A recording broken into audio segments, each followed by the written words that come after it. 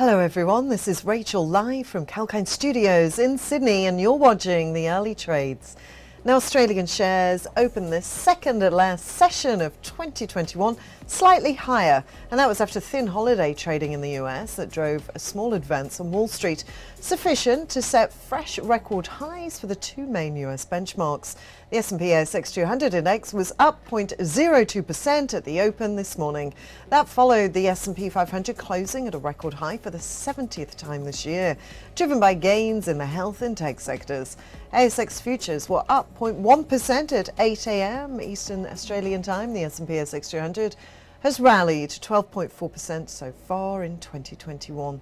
Thursday is the last final full-day trading session of the year. The exchange will close at 2 p.m. on Friday. Yesterday, the local index resumed trading after the Christmas break with a healthy gain of 1.2%, taking it to levels not seen since early September. All sectors gained, with the best being consumer staples, which rose by almost 2%. The Dow Jones Industrial Average rose for a sixth consecutive session, its longest winning streak since mid-March.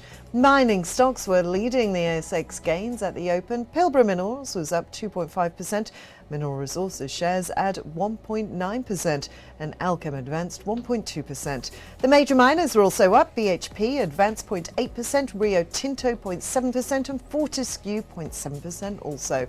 Alumina shares edged 0.1% higher. US-listed Alcoa set to halt primary aluminium production at its plant in Spain for 2 years. That's the latest casualty of soaring energy prices in Europe. Aluma holds a 40% share in Alcoa World Alumina and Chemicals, along with Alcoa Tech. And real estate stocks led the declines in early trading. Shares in the Abacus Property Group fell 4.1%. Growthpoint Property shares fell 3.6%. BWP Trust 3.3%. And Stockland shares fell 2.9%. EML Payments dipped 2.4%. Afterpay 2.2%. And Appen shares fell 1.6%. A number of popular ASX 200 dividend shares are going ex-dividend today. Among the shares going ex-div are Charter Hall, Goodman Group, the Mirvac Group and Transurban. And the National Cabinet is set to meet today, where a decision on quarantine rules will be made. There are no IPOs expected on the ASX this week. And now, before we move to look at some important updates from ASX listed companies, let's take a small break here.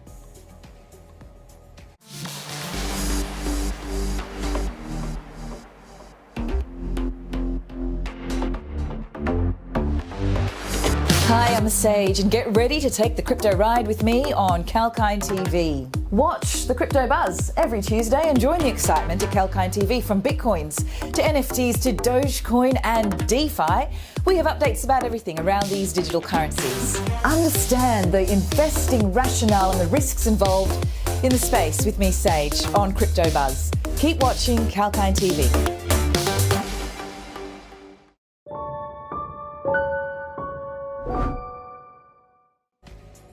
Welcome back, Rachel here with the early trades, looking at some important news updates from ASX listed companies.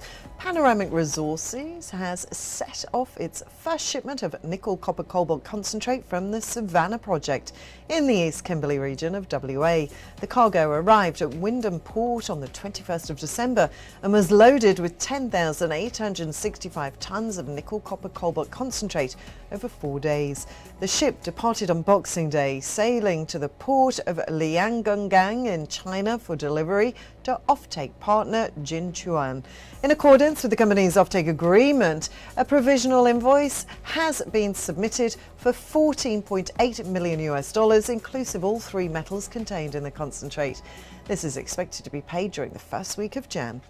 Global analytical science and device company Trajan Group has completed the acquisition of Neoteryx, a global leader in blood microsampling devices based in California in the US.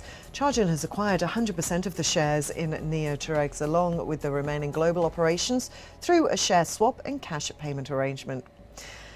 Renaissance Health announced its newest medical device, LiverSmart, has today obtained a regulatory clearance from the United States Food and Drug Administration.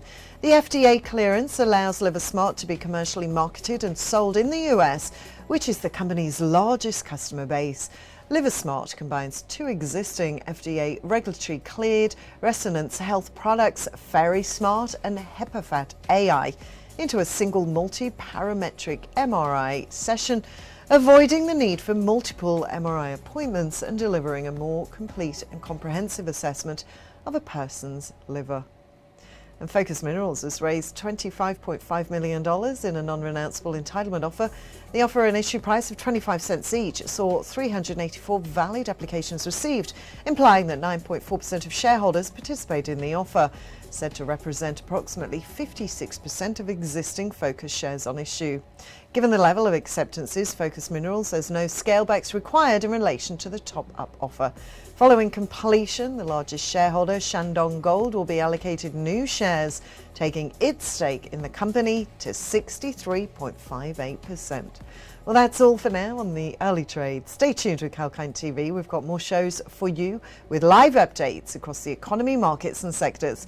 This is Rachel signing off for now.